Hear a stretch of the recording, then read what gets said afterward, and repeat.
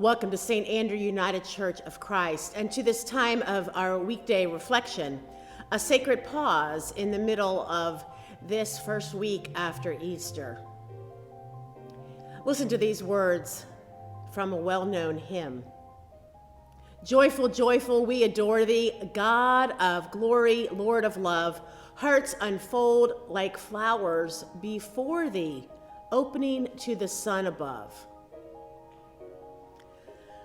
Like a lot of well-known hymns, Joyful, Joyful, We Adore Thee is one that those of us who grew up in the church can sing so many times that we almost forget to let the beautiful words soak in.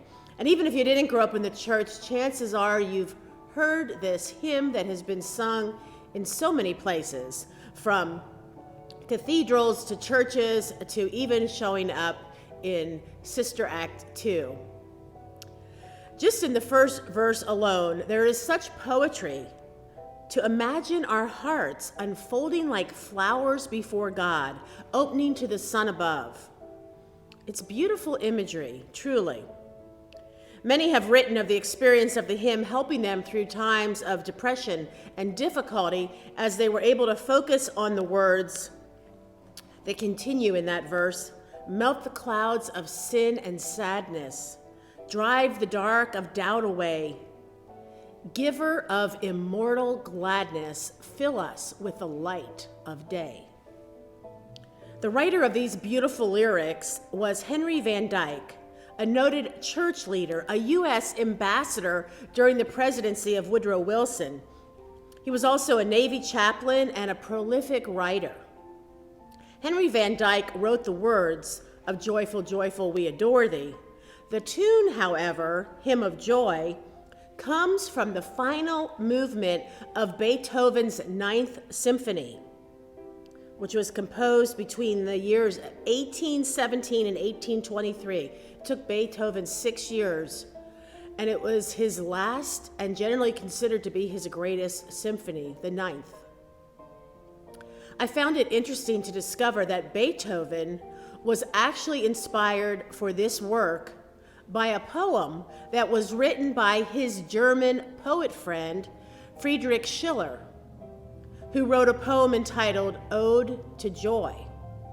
So Beethoven was inspired by the poem Ode to Joy, then wrote the movement of this Ninth Symphony, and then Henry Van Dyke was inspired by the symphony to write a poem, which became our hymn.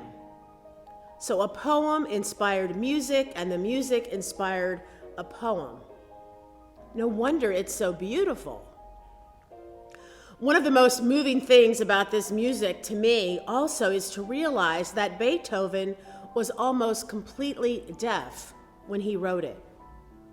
The account is given that when the Ninth Symphony was initially heard in Vienna, Austria in 1824, the soloists in the symphony had to come down from the stage and turn Beethoven around so that he could recognize that there was this thunderous applause being given that he couldn't hear but could certainly now see.